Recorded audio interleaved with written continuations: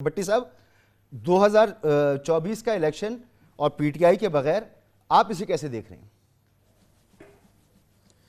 अगर मसूद भाई मेरी बात माने तो मेरे प्यारे भाई हफीजुल्लाह नियाजी साहब से शुरू करें। आजकल इनकी सारी बातें पूरी हो रही हैं। सर हफीजुल्लाह नियाजी साहब, आपके नज़दीक 2024 का इलेक्शन बगैर पीटीआई?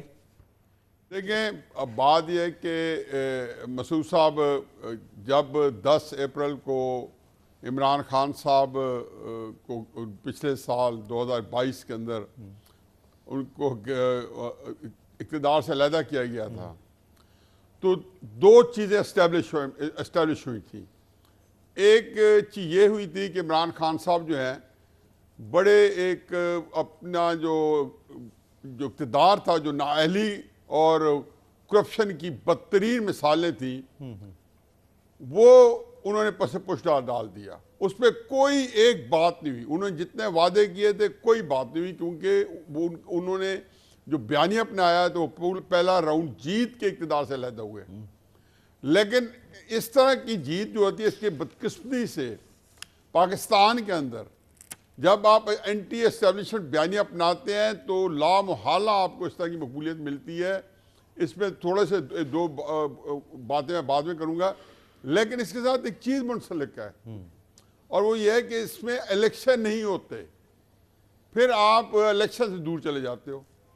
ये बात मेरा ख्याल है कि 13 अप्रैल 2022 को मैंने वीलॉग किया था, तो उसी दिन ही मैंने कहा था कि जी शहबाज शरीफ साहब वज़ीर आज़म बन गए, मुस्लिम यूनियन का वज़ीर आज़म बन गया, लेकिन उनकी सियासत अब्दी नींद सो गई है। अपने प्रोग्राम में भी मैं यही बात कहता था, शाहजहां में इकट्ठे होते थे और वहाँ पे अक्सर ये बात होती थी कि इनकी सियासत अब्दी नींद सो गई है, और इमरान खान साहब को जिंदा या मुर्दा, उनकी सियासत जिंदा जावेद हो गई है। ये हमारे पास ये कोई रॉकेट साइंस नहीं, ये एम्पेरिकल फार्मूला है कि पंजाब के अंदर जो है एंटी एस्टेब्लिशमेंट बयानिया बहुत ही पॉपुलर होता है। ये एक लंबी एक फिलोसफिकल बात है कि क्यों होता है, क्यों नहीं होता, लेकिन मियां नवाज शरीफ साहब जो जीतते रहे, इमरान खान, इन्होंने कब ये बयानिया इख्तियार किया था? मैं बताता हूँ जी भाई, देखें ना आप, ये 2021 के अंदर इमरान खान साहब की क्या हालत थी।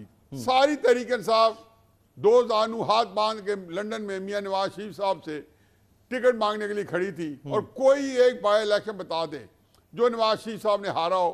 कोई इलेक्शन चलो 2018 का इलेक्शन को एक तरफ रखे, 24 नवंबर 2007 को पाकिस्तान तशरीफ लाते हैं, और दिसंबर 2021 तक, कम अज कम अगर नवंबर दिसंबर 2021 तक, मेरा ख्याल है कि जिस तरह पीपल्स पार्टी सिंध के अंदर नंबर 1, नंबर 2, नंबर 3, जिस तरीके से 2015 से पहले MQM कराची में नंबर 1, नंबर 2, नंबर 3 थी, कमो पेश इसी तरीके से मुस्लिम यूनियन जो है पंजाब में नंबर 1, नंबर 2, नंबर 3 थी। तरीके से बड़ी फोर्सफुल पार्टी थी, लेकिन मुस्लिम यूनियन को इलेक्शन हराने की सूरत में जो वो इस काबिल नहीं थी।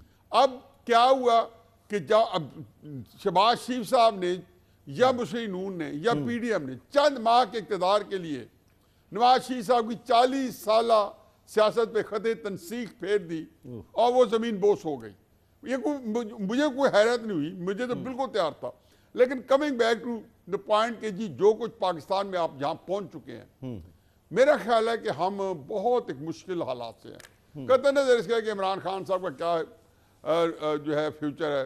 लगाई साहब ने बहुत खूबसूरत बातें की हैं, और बात यह है कि इमरान खान साहब ने सियासत के अंदर बिल्कुल नए असूल और जवाबत मुतारफ कराए हैं। उन असूल और जवाबत के अंदर इलेक्शन का मिलना तहरीक इंसाफ को नामुमकिन है। पहले दिन से पता था, ये अप्रैल से पता था कि नहीं मिलेगा। मैंने कहा था कि जी उनके बयानी में अक्सर मैं कहता था जी इस बयानी में इलेक्शन नहीं है, लेकिन 9 मई के बाद तो सवाल ही पैदा नहीं होता कि इमरान खान साहब को इलेक्शन मिले। मैं ये बताऊँ, ये 8 फरवरी तक का जो सफ़र है ना, इसकी गिनती कर लें, चाहे ये 1.5 महीने का है चाहे 1.25 महीने का है, ये एक आग का दरिया है और डूब के जाना है। आप 8 फरवरी तक जब तक पहुंचेंगे इस मुल्क के अंदर जो है, आप देखें कि वो वाकयात होंगे जो अगर बंदा कहते हैं ना, आंख जो कुछ देखती है लब पे आ सकता नहीं,